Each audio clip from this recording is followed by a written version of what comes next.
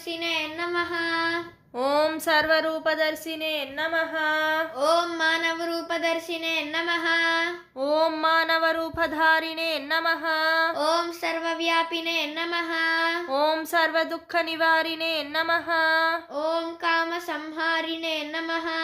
ओम दुर्गुणनिवारिणे नमः। ओम सद्गुणप्रदायिने नमः। ओम नामातीतशक्तिने नमः। ओम शिष्यवत्सलाय नमः। ओम वात्सल्यगुणाय नमः। ओम चैतन्यभावाय नमः। ओम वैराग्यप्रसादिने नमः। ओम ममकारनिर्मूलिने नमः। ओम बन्धविमोचने नमः। ओम आत्मनन्दिने नमः। ओम संकल्पराहित्याय नमः। ओम विश्वव्यापिने नमः।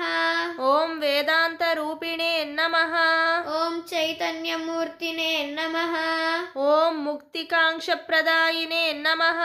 ओम अंतरसंसारनिर्मूलिने नमः। ओम राक्षसगुणसंहारिणे नमः।